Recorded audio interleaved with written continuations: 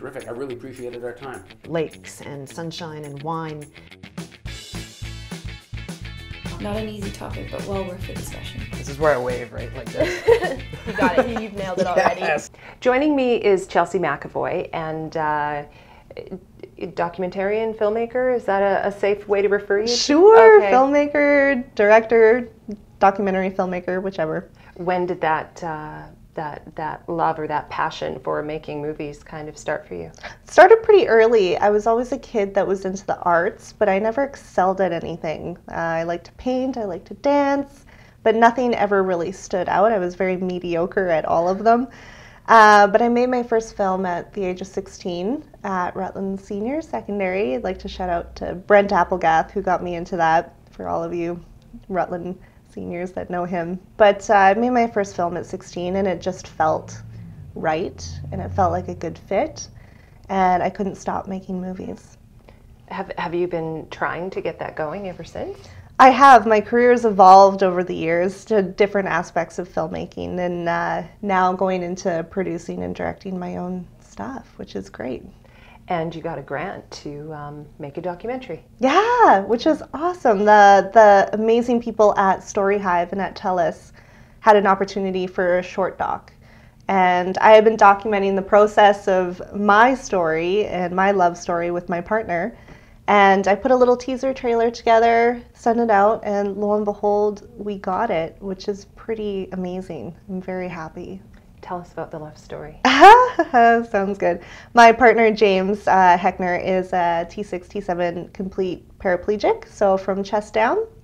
And we've been together for about 5 years, and we've gone on lots of adventures. We have a lot of fun. We've had a lot of ups and downs, of course, as relationships do. And now we're embarking on trying to have a baby. And that is what the documentary is going to kind of be about. It is. I never wanted to be the subject of my own film, but here we go. The film's it's touching on a lot of heavy points. It's touching on life, living with someone with a disability, loving someone with a disability, and infertility, which a lot of people and a lot of couples don't talk about. And so we're kind of shedding a light on a couple different stories. However, the subtext and the whole meat of it is that it's a love story, and love is love no matter what, and no matter how many trying times you go through, if you love and respect someone, you'll get through it. How do you feel now knowing that, and production starting November, Yeah.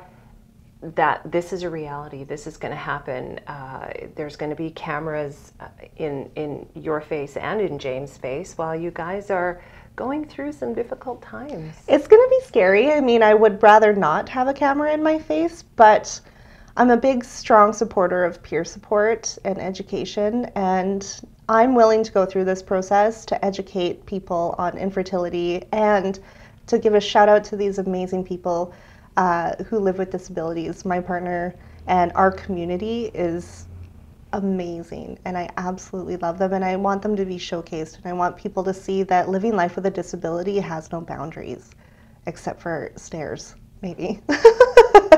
I guess. Now, as a director and a documentarian, are you having to step back a little bit and let someone else kind of take those reins? Yes. We were talking earlier before we went on camera about it's not always easy. Well, is it even possible to direct yourself? I think some try and are good at it. I'm sure it's possible, absolutely. Is it possible for me? No. So my very good friend and film partner, Ryan Tebbett, who runs Edge Digital Media, is going to take the reins on directing this one. He's very talented.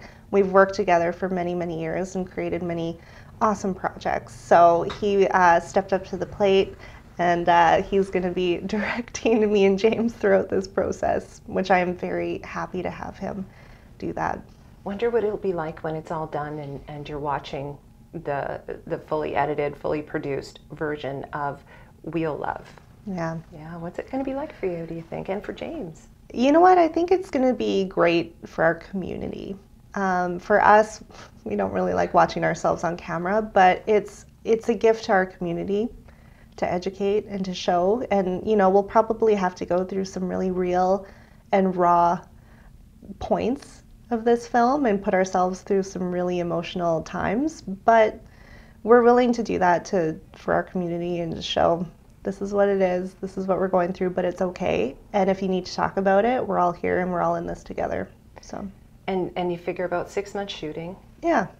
And then editing, of course, takes quite a while. Yeah. What's hoped afterwards? Distribution on a big scale? We'd like to do film festivals, of course. TELUS has the rights to preview it first, which is so awesome, and it goes on TELUS Optic as well. But we would love to do film festivals as well, which would be amazing. Yeah. And James has a really great group here in the Okanagan, doesn't he? Yeah, we do have an amazing group, and it's called Accessible Okanagan. 300 plus members, people with spinal cord injuries spanning across the Okanagan and Kamloops and beyond. Get together every week as well, and we go on adventures and we do really cool things. And also Spinal Cord Injury BC, which gets together every week for weekly coffee groups, which is amazing. So we have a really active, awesome community here in the Okanagan of people with spinal cord injuries and mobility issues. And with this film, I would really love to showcase that as well. Can folks follow the progress of Wheel Love online?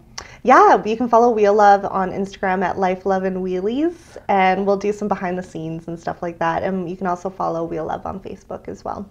Are you at all nervous about what's going to happen? I am so nervous, and James is nervous, and I'm sure Ryan is nervous. But we'll get through it. We'll be fine. And if you're not nervous, then you're not doing something right.